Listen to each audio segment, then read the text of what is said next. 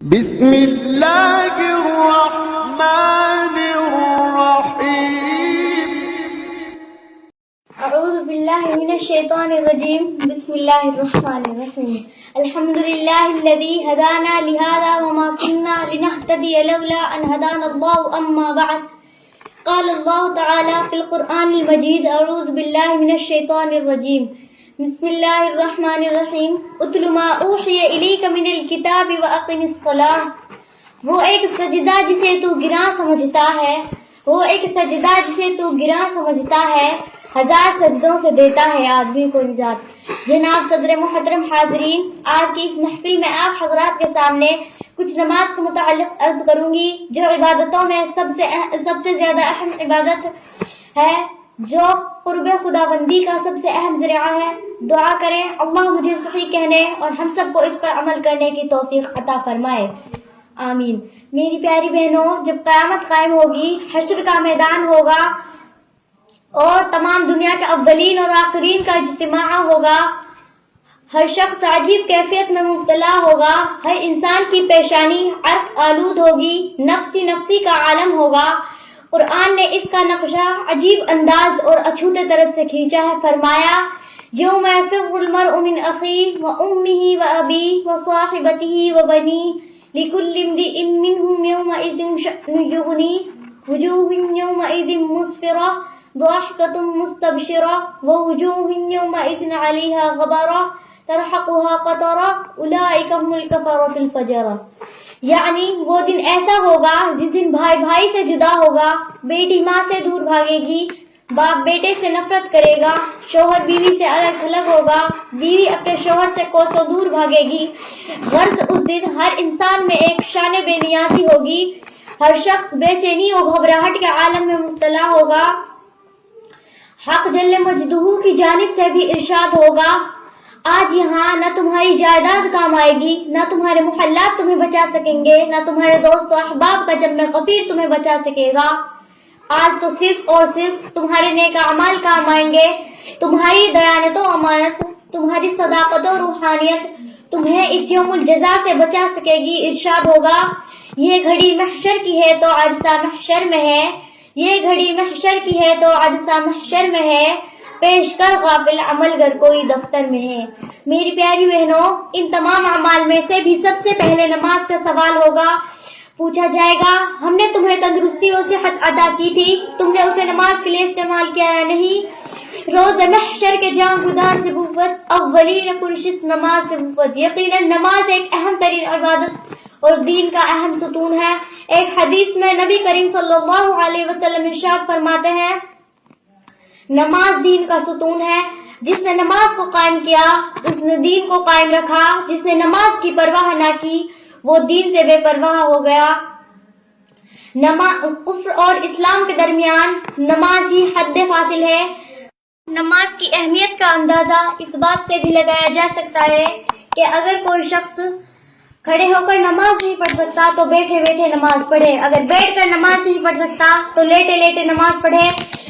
نماز کسی بھی صورت میں معاف نہیں۔ ایک حدیث میں نبی کریم صلی اللہ علیہ وسلم ارشاد فرماتے ہیں من ترک الصلاۃ متعمدا فقد کفر، جس نے جان بوجھ کر نماز کو چھوڑا اس نے کافروں والا عمل کیا۔ گویا نماز کفر اور اسلام کے درمیان میں ایک آڑ ہے، اگر کوئی شخص نماز چھوڑتا ہے تو وہ اس آڑ کو ختم کر دیتا ہے۔ نماز ایک نور ہے، اس سے دل کو روشنی ملتی ہے، اس سے ٹھنڈک حاصل ہوتی ہے، سکون و اطمینان میسر ہوتا ہے۔ تاجدار مدینہ محمد صلی اللہ علیہ وسلم نے فرمایا قرۃ عینی فی الصلاۃ، میری آنکھوں کی ٹھنڈک نماز میں ہے۔ جب بھی گھبراہٹ کا موقع ہوتا یا کوئی مصیبت نازل ہوتی، آندھی و طوفان آتا تو آپ صلی اللہ علیہ وسلم فوراً مسجد کا رخ کرتے اور نماز میں مشغول ہو جاتے۔ میری پیاری بہنوں، اللہ تعالیٰ نے بہت سے مقامات پر نماز قائم کرنے کا حکم فرمایا ہے، اور ساتھ ہی ایک بات اور جس سے معلوم ہوگا کہ اس کی اہمیت کس قدر ہے اور ہم اپنے فرض منصبی سے اور ہم اس سے کتنے غافل اور اپنے فرض منصبی سے کس قدر دور ہیں۔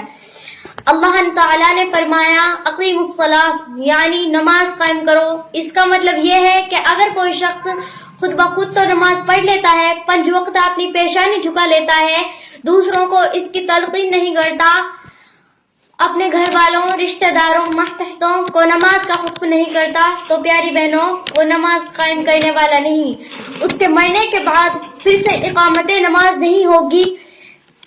جہاں بھی قرآن میں اور حدیث رسول میں اس کا حکم دیا گیا ہے، نماز پڑھنے کے لیے نہیں بلکہ نماز کو قائم کرنے کے لیے کہا ہے، اور انہی کی تعریف قرآن میں فرمائی جو اقامت نماز کا فریضہ انجام دیتے ہیں۔ فرمایا یؤمنون بالغیب ویقیمون الصلاۃ۔ اس لیے جہاں ہمارے لیے یہ ضروری ہے کہ ہم نماز پڑھیں، وہیں یہ بھی ضروری ہے کہ ہم اپنے گھر والوں، رشتہ داروں، ماتحتوں کو نماز قائم کرنے کا حکم دیں۔ اور ہم اس بات سے کتنے غافل ہیں، اپنے گریبانوں میں جھانک کر دیکھیے، آج ہم نماز پڑھتے ہیں، ہم جہاں ذکر و اشغال کی مجلس میں بیٹھتے ہیں، ہماری ماتحت، ہماری مائیں بہنیں چغلی، غیبت و اتہام اور بیکار کی باتوں میں مشغول رہتی ہیں، اور ہم انہیں کبھی منع نہیں کرتے، کبھی بھی منع نہیں کرتے، ان کی آخرت کا ہمیں کبھی فکر لاحق نہیں ہوتا۔ آج ہمارے پورے معاشرے اور سوسائٹی کا یہی حال ہے۔ اللہ ہماری حفاظت فرمائے، آمین۔ میری پیاری بہنوں، ہمارا دنیا میں آنے کا مقصد یہ ہے کہ ہم یہاں اچھے عمل کریں، خدا کے یہاں سرخرو ہو جائے، بری فحش اور بری باتوں سے بچیں، اور یہ باتیں اس وقت ہو سکتی ہیں جب ہم نمازوں کا اہتمام کریں، اللہ سے دعا کریں۔ اللہ تعالیٰ نے فرمایا ان الصلاۃ تنہی عن الفحشاء والمنکر، یقیناً نماز ہی بری باتوں اور بے حیائی کے کاموں سے روکتی ہے۔ آئیے ہم عہد کریں، انشاءاللہ نمازوں کا اہتمام کریں گے، 5 وقت خدا کے دربار میں اپنی پیشانی جھکایا کریں گے، 5 وقت اپنی پیشانی جھکایا کریں گے۔ اللہ تعالی ہم سب کو اور تمام مسلمانوں کو نماز کے اہتمام کی پکی سچی توفیق عطا فرمائے، آمین، اور کہنے اور سننے سے زیادہ اس پر عمل کرنے کی توفیق عطا فرمائے، آمین۔ وآخر دعوانا الحمدللہ رب العالمین۔ 2 منٹ۔ وہ ایک سجدہ جسے تو گراں سمجھتا ہے، وہ ایک سجدہ جسے تو گراں سمجھتا ہے، 1000 سجدوں سے دیتا ہے آدمی کو نجات۔